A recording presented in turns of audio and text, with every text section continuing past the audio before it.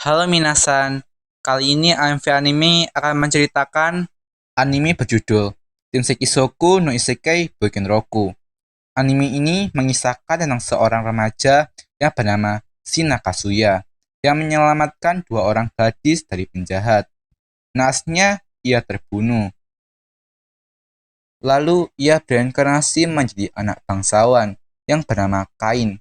Waktu ia terbangun, ia berada di ruangan yang mewah dan di sekelilingnya ada dua orang yang tidak dikenal. Waktu ia melihat cermin, ia terkejut bahwa dia menjadi seorang bayi yang lucu. Kain berpikir bahwa mereka itu siapa, padahal mereka adalah ibu dan pembantunya. Untuk kedua kalinya, Kain melihat ke cermin, dan ia menyadari bahwa ia tak selamat dari kejadian itu. Setelah menyadari bahwa ia tak selamat, ia pun mengecek sekelilingnya. Pelayannya pun memaklumi tingkah laku Kain, akan tetapi Kain kesusahan menjalani kehidupannya, karena di dunia sebelumnya, Kain adalah seorang remaja. Pelayannya memberitahu bahwa di dunia ini ada sihir. Kain pun bersemangat mendengar hal itu, dan ingin segera menguasainya. Orang tuanya pun kagum karena Kain sudah bisa membaca dan berhitung. Mereka mengira bahwa Kain adalah seorang anak yang jenius. Kain pun meminta buku sihir kepada ayahnya. Ayahnya pun menyetujui permintaan Kain. Diam-diam, Kain belajar sihir, dan ia menguasainya. Akan tetapi, kakaknya mengetahui apa yang dilakukan Kain, dan ia pun ingin mengajarinya. Sejak saat itu, kakaknya mengajari kepada Kain tentang sejarah kerajaannya dan tentang kehidupan di luar. Singkat cerita, Kain sudah berumur 5 tahun, dan mereka melakukan perjalanan untuk dibaptis. Sampainya di sana, Kain melihat 7 pilar dewa, dan ia akan segera dibaptis. Pada waktu pembaptisan, muncullah suatu cahaya. Di dalam alam sadar Kain, Kain bertemu dengan 7 dewa. Kain pun terkejut. Lalu Dewa Reinkarnasi menjelaskan tentang kematian Kain yang tak terduga. Sebenarnya, tanpa melakukan perlawanan, penjahat itu akan tersandung dengan sendirinya dan ditahan oleh orang sekitar. Setelah mendengar penjelasan dari dewa itu, Kain pun merasa sedih. Namun, karena Kain mati demi suatu perbuatan yang baik, maka Dewa Bumi meminta supaya Kain direinkarnasikan dan ingatannya disegel. Namun, di saat Kain telah berumur 3 tahun, ingatannya akan pulih kembali. Tetapi, Kain tidak menghiraukannya. Karena berkat ingatannya itu, Kain bisa dengan mudah belajar sihir dan hidup bahagia dengan keluarganya. Dewa sihir menyukai perilaku Kain. Lalu, ia memberikan berkah kepadanya dan diikuti oleh para dewa lainnya.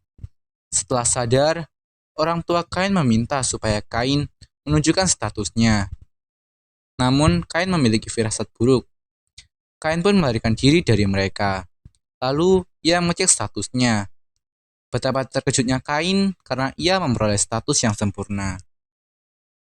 Setelah itu, Kain mencoba teknik dari dewa untuk menyembunyikan statusnya. Untuk kedua kalinya, ayah Kain meminta Kain untuk menunjukkan statusnya. Ayah Kain terkejut dan menyuruh Kain untuk menyembunyikan statusnya. Di kamar, Kain menemukan sebuah buku sihir. Lalu, ia mempraktekannya. Betapa terkejutnya Kain karena yang ia panggil adalah seekor monster yang ganas. Hal tersebut membuat Kain ketakutan. Lalu, Kain memberanikan diri untuk menghadapi monster itu dan berhasil untuk mengalahkannya. Karena menghabiskan semua energi, Kain pun pingsan. Karena tak bisa menjadi penerus ayahnya, Kain pun ingin menjadi petualang di masa depan. Ia ingin bertemu dengan banyak orang dan membantu semua orang yang sedang kesulitan. Singkat cerita, ayah Kain mencarikan tutor untuk Kain. Kain pun menantikan hal tersebut. Ia beranggapan bahwa tutornya adalah orang yang kuat atau penyihir yang hebat. Akan tetapi tutor yang datang adalah gadis muda yang bernama Mili Danina. Mili pun mengajari kepada Kain tentang ilmu pedang. Mili pun terkejut karena Kain sudah bisa menguasai ilmu pedang dengan cepat. Lalu ia mengajak Kain untuk berduel. Mili pun dibuat kewalahan oleh Kain. Setelah itu, Nina mengajari ilmu sihir kepada Kain. Nina pun terkejut karena Kain sudah bisa menguasai semua elemen sihir tanpa rapalan. Nina menganggap bahwa Kain adalah seorang anak yang jenius. Kain pun meminta kepada tutornya untuk latihan di luar. Tutornya pun menyetujui permintaan dari Kain dan meminta izin kepada orang tua Kain. Orang tua Kain menyetujui permintaan itu. Di siang harinya, Kain pun pergi keluar bersama dengan tutornya untuk berlatih ilmu sihir. Di sana, Kain diminta untuk mengajukan batu besar dengan menggunakan sihir menengah. Kain berusaha untuk mengikuti arahan dari tutornya. Namun alhasil, sihir yang digunakan Kain di atas sihir menengah. Milly pun menyadari bahwa ada sesuatu yang mendekat. Ternyata yang mendekat adalah seekor kelinci pembunuh. Akan tetapi, Kain dapat dengan mudah membunuhnya dengan satu gerakan. Setelah membunuh kelinci itu, Kain ingin menunjukkan kepada ibu dan kakaknya. Tutornya mengajak Kain untuk berburu lagi. Dengan menggunakan sihir barunya, Kain dengan mudah menemukan kelinci itu. Kain dan tutornya dapat dengan mudah mengalahkan gerombolan kelinci itu. Keesokan harinya, mereka pergi ke sebuah guild. Sesampainya di sana, mereka mencari informasi tentang para monster. Akan tetapi, segerombolan petualang mencari masalah dengan mempermainkan Milly dan Nina. Kain pun tak tinggal diam. Kain pun memukul dan menggajar petualang tingkat C itu. Petualang tersebut tak segan-segan mencabut pedangnya. Walaupun Kain seorang anak kecil, namun Kain dapat dengan mudah mengalahkan petualang itu. Nina dan Milly pun berterima kasih karena telah menyelamatkannya. Mereka pun akan pergi ke hutan. Sesampainya di sana, mereka latihan sihir bersama, serta makan siang. Singkat cerita, Kain telah berumur 8 tahun. Setelah mengetahui kalau tutornya menolak perpanjangan kontrak, Kain pun ingin memberikan sesuatu kepada mereka. Pada malam harinya, Kain berburu monster untuk membuat tas penyimpanan. Hal tersebut membuat suatu ledakan yang dahsyat. Hal itu membuat para warga ketakutan, dan akhirnya membuat seluruh pasukan datang ke tempat itu. Akan tetapi, sesampainya di sana, yang mereka dapati hanyalah lubang yang besar dan sapu tangan Kain. Untuk yang terakhir kalinya, Kain belajar sihir dengan Milly dan Nina. Lalu, Kain dinyatakan lulus. Sebelum berpisah, Kain memberi tas penyimpanan kepada Milly dan Nina. Setelah mengetahui kapasitas cukup banyak, Milly pun terkejut karena tas penyimpanan buatan Kain setara dengan harta nasional.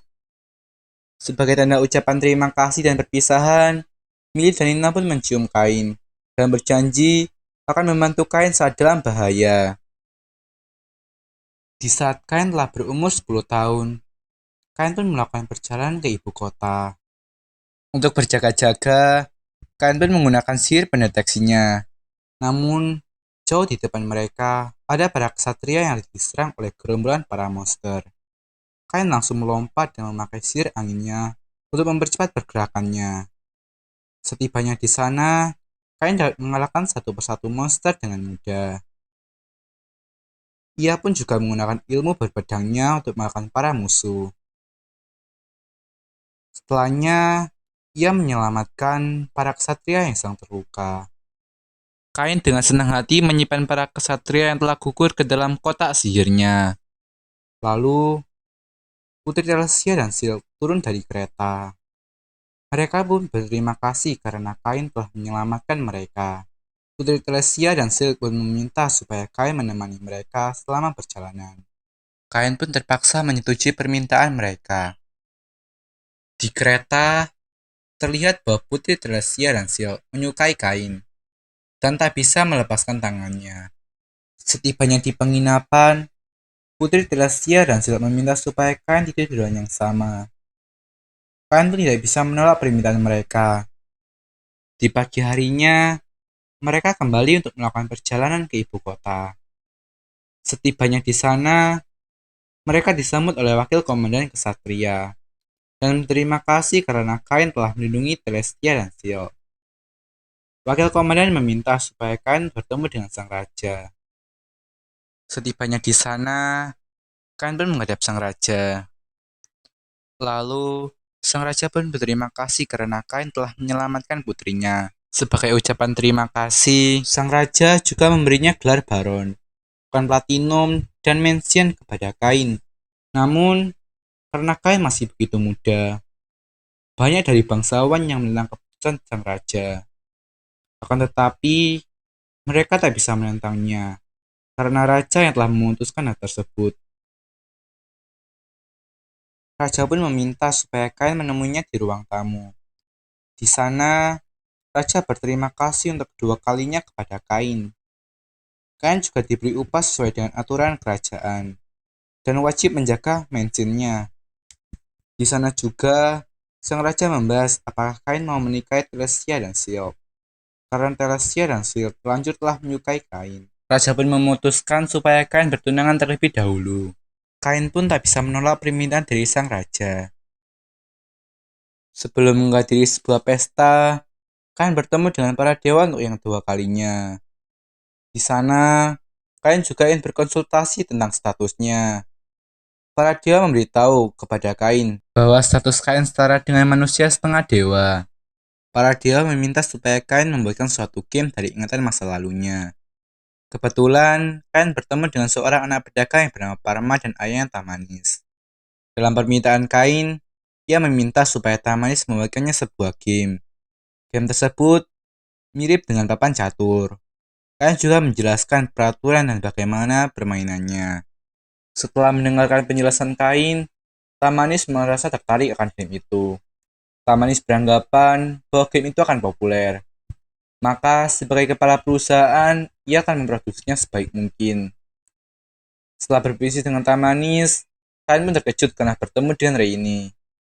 Reini pun marah karena Kain tiba-tiba menghilang.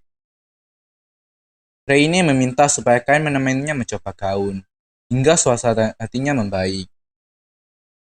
Tak membutuhkan waktu yang lama, Tamanis pun dapat membuat game yang dipesan oleh Kain. Lalu, Kain mencoba game itu.